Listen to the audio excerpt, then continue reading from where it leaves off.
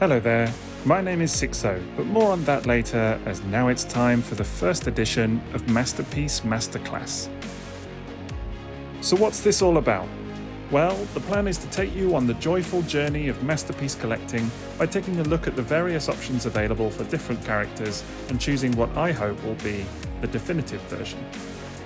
That might sound simple enough, but these days the term masterpiece has gone beyond just being the name of the official Takara Tomy line, with many fans choosing to incorporate a mix of different sources into their lineups, all in the hope of assembling the ultimate collection of toys to represent their favourite robots.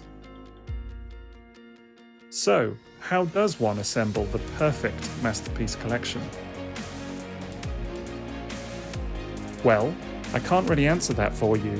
All I can do is take you on my own personal journey and attempt to document some of the decisions that I've made when trying to make sense of the toys that I've chosen for a place on my shelf.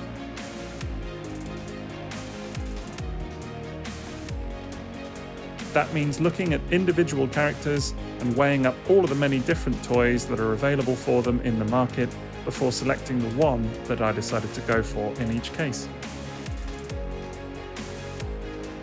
Of course, there are many categories of characters that could be considered, with G1 toy-style releases, Beast Wars, MPM movie masterpiece toys, Generation 2 designs, pre-Transformers repaints.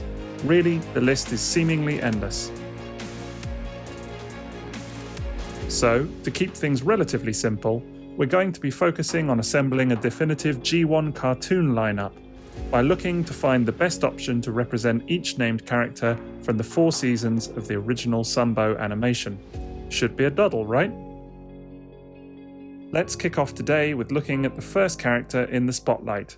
It's Jazz.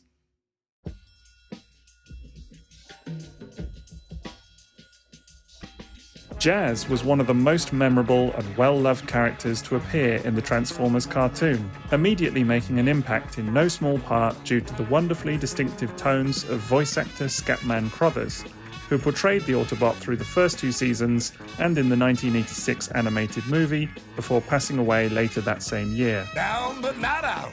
Rolled as one tough little Autobot. Jazz continues to appear in the 3rd season as a background character, and even shows up quite frequently in the Japanese TV series The Headmasters. But he'll always be most remembered for how he was portrayed early on. A lovable, cool dude who also happens to be one of Optimus Prime's most trusted lieutenants. Pow! Jailbreaker! Wheeljack! Ironhide, Mirage, Sunstreaker! Sideswipe! Autobots, start your engines! Ready, Prime. Let's roll.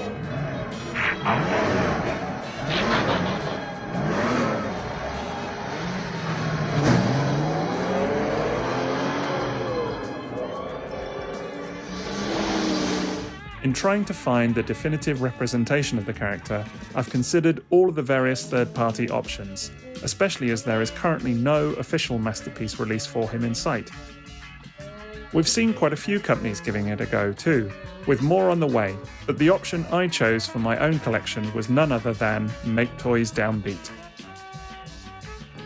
Released at the very beginning of 2017, Downbeat continues to be the definitive take on the character in masterpiece style to my eye, bringing an almost effortless sense of style to the table that I personally just haven't seen from the other options available at this time. The robot mode feels spot on to the character design, capturing the proportions and general smooth sculpting required to bring the lovable Autobot warrior to life with aplomb. In fact, every inch of the toy feels nicely designed and thoughtfully considered to give you a humanoid form that looks great no matter how you choose to pose it. The head sculpt does a great job at resembling the character too, in my opinion, capturing the likeness from on-screen and representing it superbly in 3D form. There's also an alternate shouting face to be used, and whilst I will say that I'm distinctly less keen on the more stylised smirking face on offer, given it can just be left in the box, I'm not really bothered by its inclusion either. Fortunately, it's not just good looks on offer here, as Downbeat feels extremely well made and sturdy, with good joints and a nice feel to the plastic. It's weird that Make Toys opted for some rather swirly grey plastic on areas such as the feet though, but really that's a slight misstep on an otherwise altogether glorious robot form. Of course, the name of the game here is cartoon accuracy, but should you prefer, then Downbeat leaves you with the option of displaying a set of door wings akin to those found on Jazz's G1 toy, and there's also a shoulder-mounted rocket launcher that evokes a similar look and feel.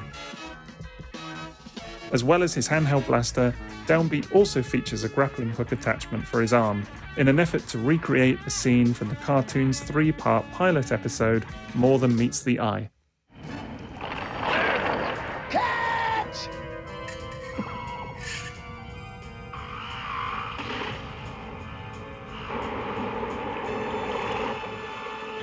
Then there are 2 sets of speaker accessories, which aim to represent different cartoon escapades, with the first set bringing to life a scene from the episode Enter the Nightbird.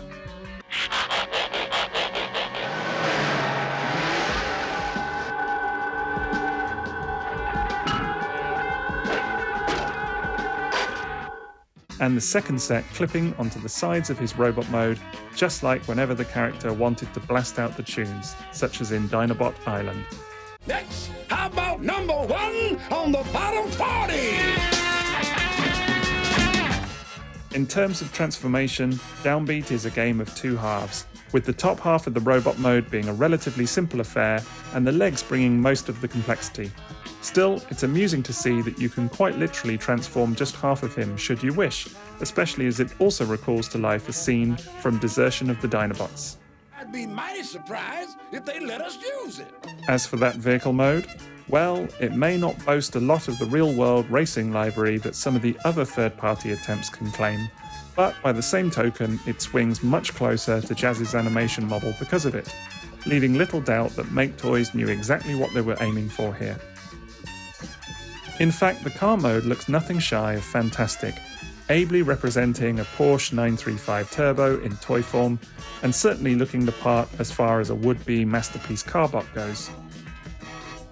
There are a couple of nice little touches that really make this vehicle form sing, in my opinion, such as the gold spokes on the wheels and the nicely produced Go Faster stripes across the top. I know a few people like to quibble the kibble that can be seen on parts of this toy if you go looking for it, but honestly I find it to be the very definition of a non-problem in hand. Overall, I can't get enough of Make Toys Downbeat, and can honestly say that if an official Masterpiece take on Jazz was to never materialise, then I'd be more than happy with this version representing the character on my shelf forevermore. Of course, I reserve the right to change my mind should another future effort prove to be even better, but for now, Downbeat feels decisively definitive as far as my collection goes. Oh, and even better, there's a premium version reissue coming up as well, so if you missed out on Downbeat the first time, then this could be your chance. I'll go ahead and put a link to TF Source's listing in today's video description in case he takes your fancy. Otherwise, that's it for the first edition of Masterpiece Masterclass. I'll do another installment soon, so let me know if there's another character that you'd like to see given the same focus. Otherwise, thanks for watching, and TTFN.